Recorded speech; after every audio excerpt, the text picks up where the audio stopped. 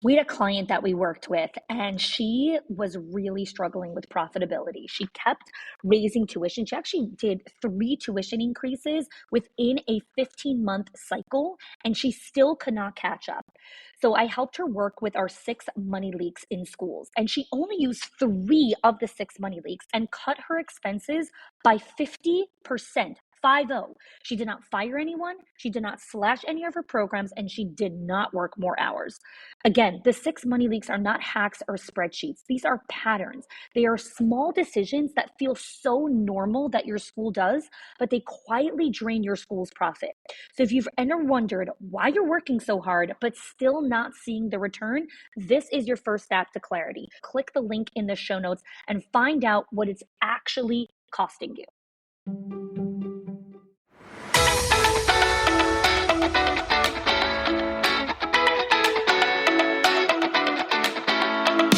Welcome to the Schools of Excellence podcast, a place for insightful conversations about building sustainable schools of excellence. Join me each week as we explore the importance of leading with your values, creating impact, and leaving a lasting legacy. My goal on the show is to provide you with clarity, elevate your mindset, and equip you with practical strategies and inspiration. I'm Chanie, a proud mother of 4, a former New Yorker, now savoring sunny Florida vibes. With a professional journey spanning 18 years across all levels of school leadership, I bring nuanced insight that delve into the intricate details of running a center, as well as the broader visionary aspects of leadership. Thank you for joining me for this conversation. Let's build a legacy of excellence together. Welcome back to the Schools of Excellence podcast.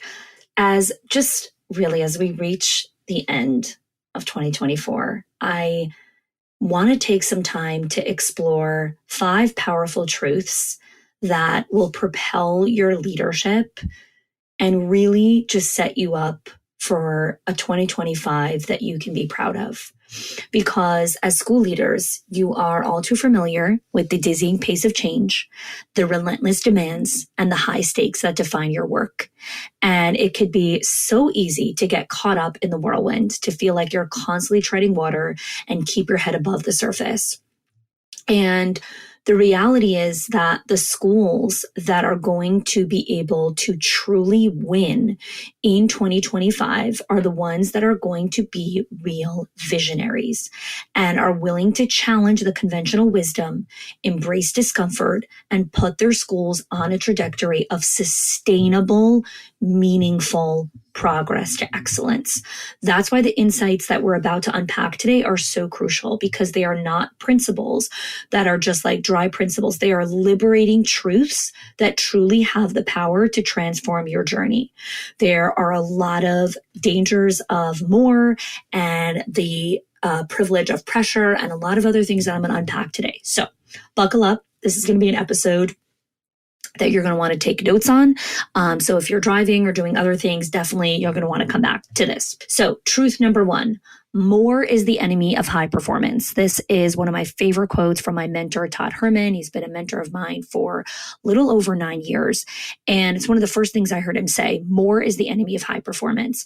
And as school leaders, we are constantly bombarded with demands, initiatives, and new ideas that promise to take your school to the next level. And it is so tempting to say yes to everything, to stuff your plate full of hopes and dreams of driving maximum progress.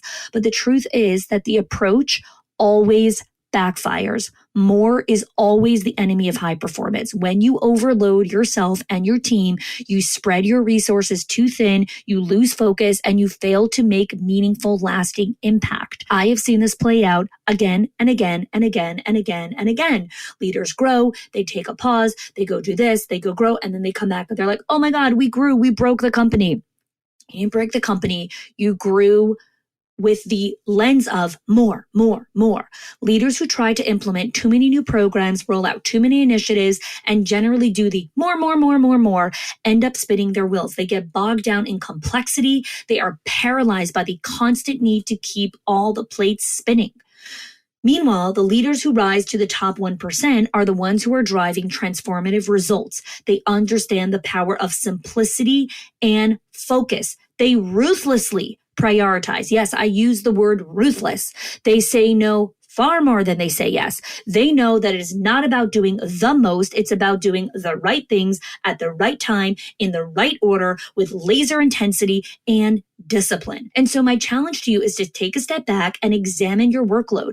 Where are you taking on too much? What initiatives or responsibilities do you need to streamline or even eliminate entirely, right? This is what I do when I talk to clients. This is what we do when we have our consult calls. Because the truth is, when you learn to say no in the good and service of great, that is when your magic starts to happen. And it feels so counterintuitive, but I promise you, I can literally promise you this, that the path to high performance isn't paved with more. It is paved with focus, with clarity, and the courage to make tough choices. And embracing this truth, you will watch your school reach the heights of excellence that seriously you could only dream of. So that is truth number one. More is the enemy of high performance. Truth number two, embrace the discomfort of pressure. Oh my gosh. Okay. We need to learn how to embrace the discomfort of pressure. Now, I know a lot of you are thinking pressure is something that we should avoid. You view it as a burden, a source of stress or anxiety that holds you back from your best work. Pressure is not the enemy. It's actually not the enemy. Okay. When you're under pressure, it means that people are counting on you. The stakes are high and you have a chance to rise to the occasion and deliver something remarkable. Okay. Think about it this way. The best athletes, God, that was a tongue twister, the most innovative entrepreneurs and the most transformative leaders lean into pressure. Okay. They see it as a chance to push themselves, to dig deeper, to tap into reserves of strength and creativity that they didn't know that they had. The reason why a lot of people pull away from pressure is not because they don't like pressure. It's because they don't like the discomfort. And they're like, oh, this is too hard. It's like, no, it's not too hard. You need to be a little bit more disciplined. Oh, my schedule's too full. No, it's not that your schedule's too full. It's you don't like what's on your schedule because there are 5 difficult conversations and 4 of them require accountability to actually tell your leaders, you guys have to go do enrollment-based activity and you don't get to tell me it's not your job. We need 20 more kids in the school. And that's the part of pressure. You're like, oh, I don't want to put people under pressure. I don't want to put people under pressure. No, that's not what this is about. It's embracing the discomfort of pressure. Because when you lean into that discomfort, you cultivate the growth mindset required to excel under scrutiny.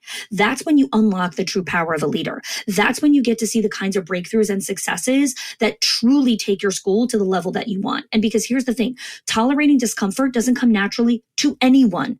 No one wants to be uncomfortable. We literally have an entire society designed around comfort. Uber Eats, Walmart delivery, Amazon delivery, this delivery, Netflix, like literally you name it.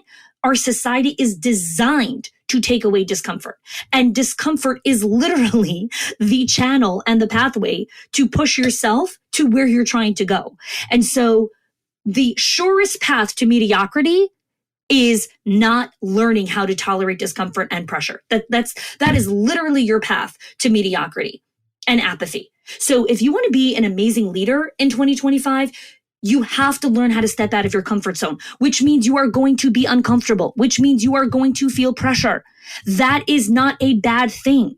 The next time you find yourself shrinking from pressure, reframe it.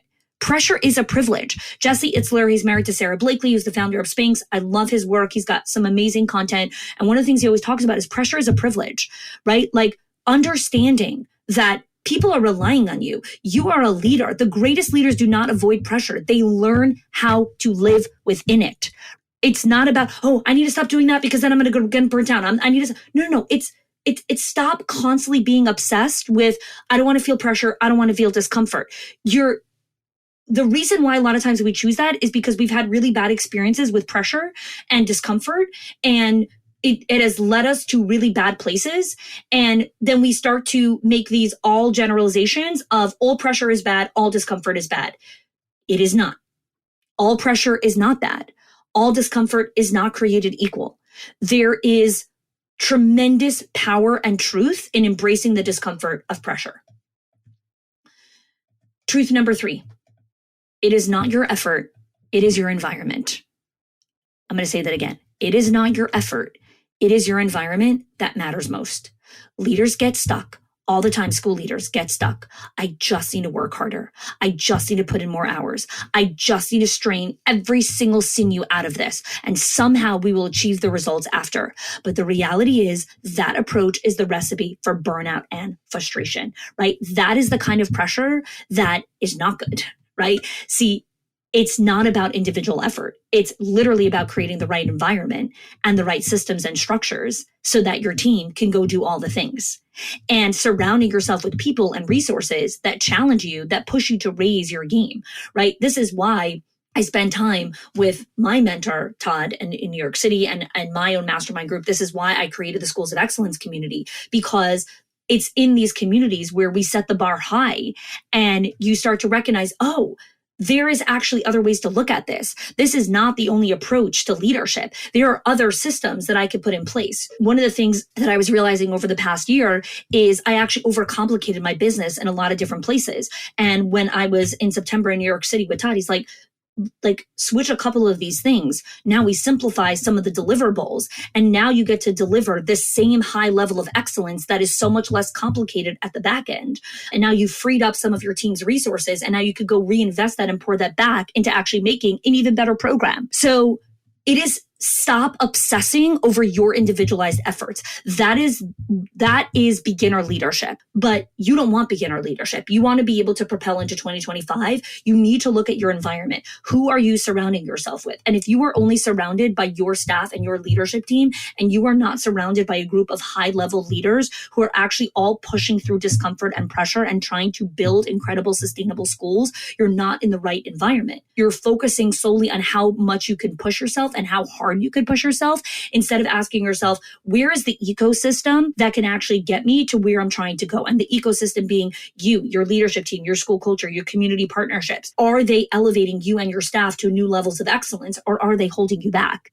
And you can't work a suboptimal environment. Like, I don't care how hard of a worker you are. If you are in a poor environment, you cannot outwork it.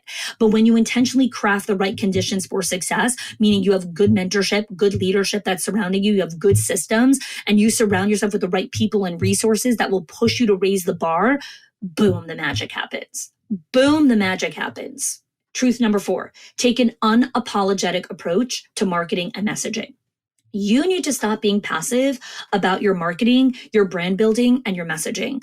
Far too many school leaders play it safe. They rely on traditional channels and approaches. They simply don't cut it in today's world.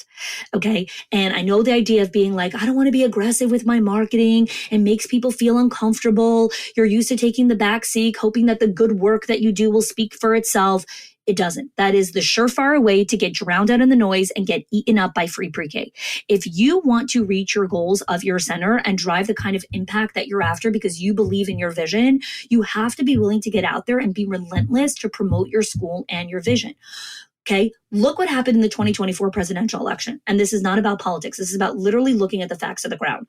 One candidate spent over $1 billion in a campaign war chest, and their message did not resonate with the majority of the country. Okay, $1 billion campaign war chest, while the other opponent ran a much leaner, scrappier operation, and their marketing and their messaging resonated with voters. So here's what you need to understand. You cannot out budget your competition. It doesn't matter. You do not need a massive budget to win. You do need a winning message. You need a winning message that connects with your audience. You need a winning message that connects with your audience. You need to understand, what is the message that I'm coming to my market with? Do they want this message?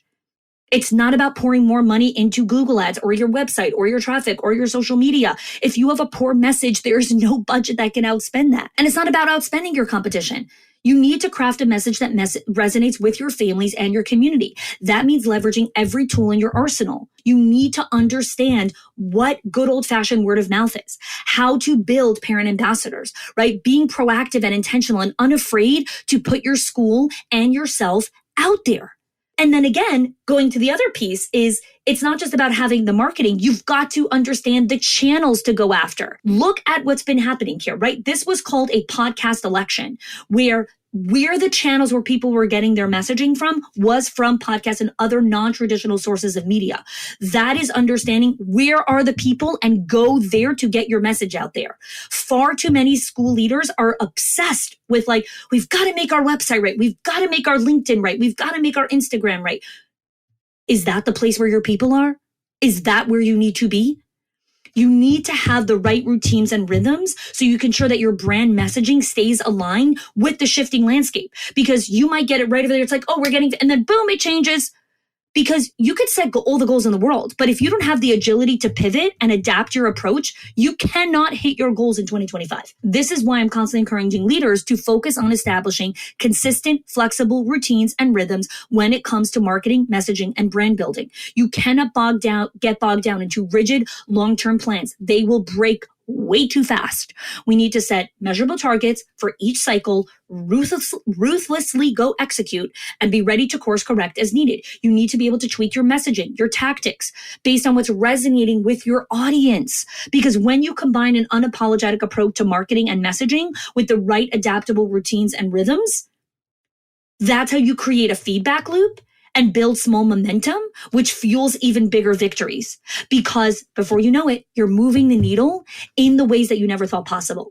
So this is about stop being passive, stop waiting for your good work to speak for yourself, take an active approach, go promote your school, amplify your voice, go connect with community, and do it with agility and responsiveness to ensure your brand and your messaging stays perfectly aligned. Because the only way you're going to win in 2025 and get the kind of transformative impact that you're after is you need to be able to do this.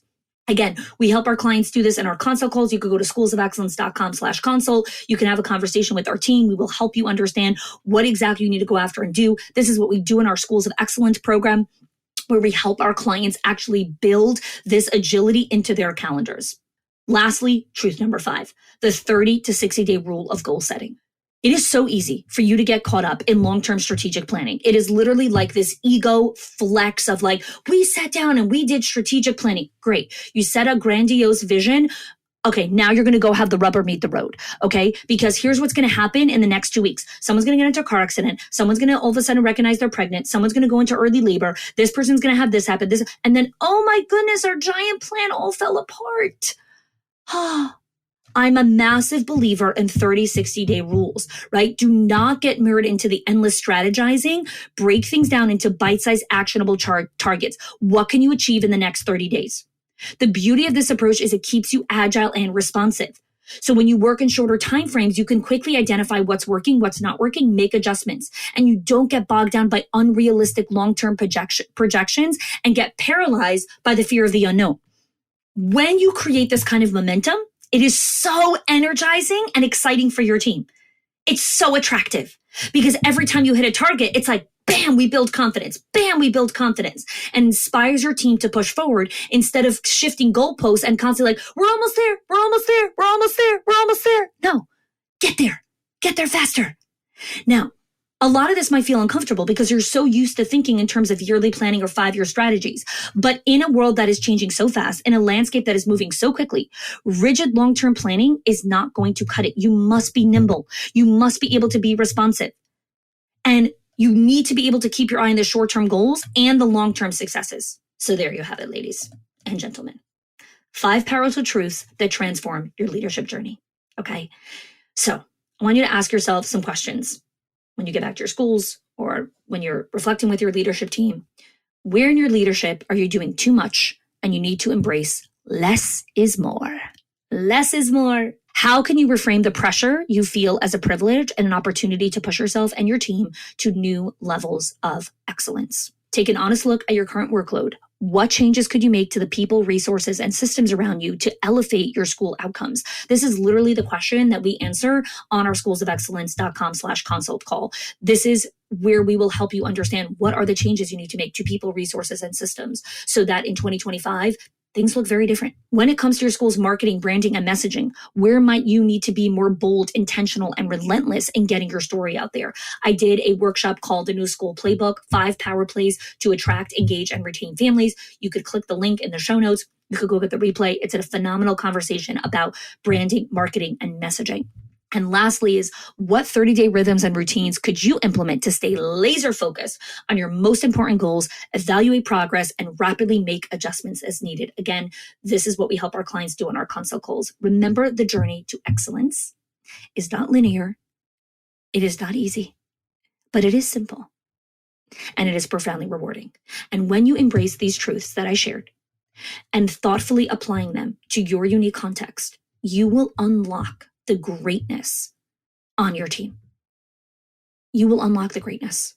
The future of your children, of your families, of your students is counting on you. It is counting on you. You need to do this, and I know you want this. So if you're ready for 2025 to be your year, I want you to click the link in the show notes. I want you to go to schoolsofexcellence.com/consult, and I want you to book a call, and I want to have a conversation. Thanks so much for joining. Wishing you a phenomenal holiday season. Thanks for listening.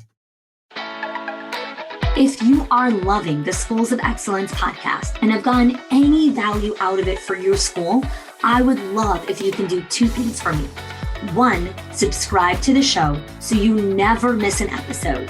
And two, can you please leave us a review? Reviews help other school leaders know that this is the place to learn how to build a school of excellence. And I would be so grateful if you can do that for us. Your help and support makes this show to be able to be listened by the thousands of other school leaders all around the world. Thanks so much for listening, for giving us your time and attention each and every week, and I appreciate that you have joined us.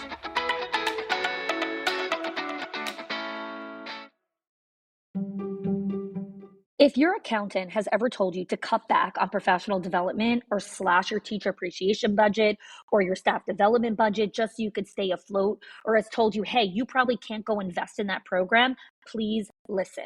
The problem is not that you're spending too much money on your people or yourself or your investment or your support system. It's that your school has invisible money leaks that are draining your profit, leaks that no spreadsheet will ever catch or accountant. So I created the 6 money leaks of schools that show you the 6 core areas that schools lose money every single month without realizing it. If you close even one of them, your profits will start to soar without sacrificing your team. Go get it now and stop blaming the things that are actually building your school.